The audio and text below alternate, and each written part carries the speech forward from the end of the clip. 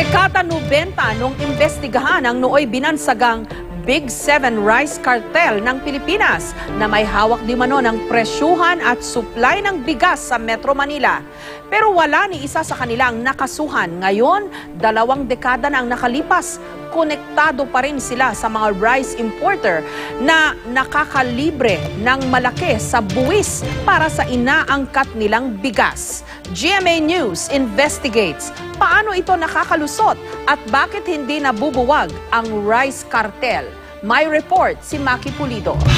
Taong 1990, siniwalat ni Noy Senador Chofisto Ginggona Jr. ang rice cartel na nagkokontrol sa supply at presyo ng bigas sa Metro Manila. Kahina-hinala daw dahil iisa lang ang kanilang opisina, pareho ang ginamit nilang bodega at iisa ang kinuha nila para sa trucking services. The Big 7, Mr. President, constitutes the cartel because they combine amongst themselves to shape supply and demand, to determine prices day by day, to sell at virtually dictated prices.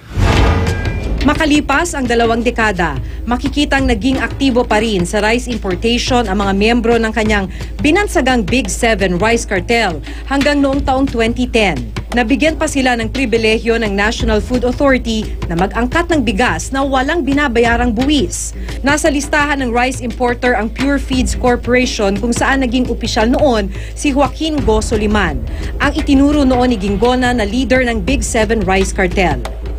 Ang presidente naman ng Pure Feeds na si Jomerito Soliman, presidente rin ng isa pang rice importer. Ang Santa Rosa Farm Products Corporation sa record ng NFA, iisa rin ang address ng Pure Feeds at Santa Rosa. Sa pagsusuri ng Commission on Audit o COA, nakitang nakapag-angkat ang Pure Feeds ng 62,500 metric tons ng bigas noong 2010. Sobra-sobra sa 12,500 metric tons na quota kada importer. 4 daw kasing farmer organization ang nagbigay ng kanilang alokasyon ng bigas sa Pure Feeds.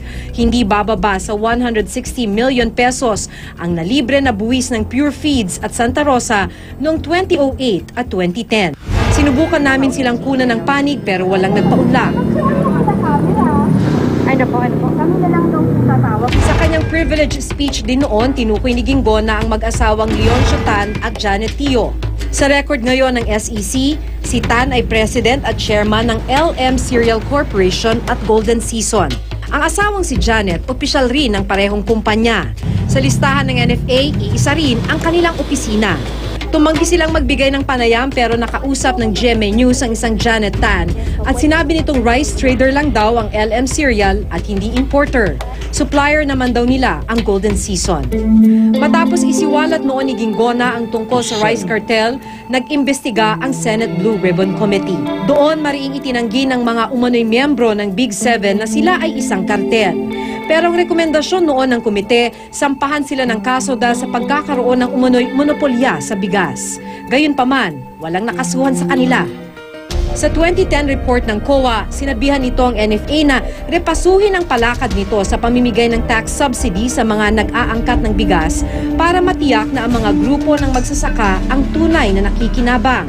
Ang kaso, ibinibenta ng mga magsasaka ang kanilang import permit dahil wala silang kakayahang mag-angkat ng bigas. Noon pa, kinikriticize na ito bilang posibleng daluyan ng pwedeng corruption. Ilan lamang ang totoong magsasaka at sa mga magsasaka na nakinabang sa programang ito.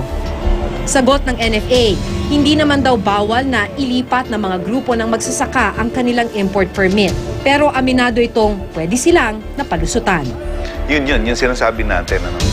Pwede mong paikutan yung isang guideline na yung binigyan ka na ng 5,000 na quota, ginawa mong 20 kasi maraming firms na ginagamit. Maki Pulido, GMA News.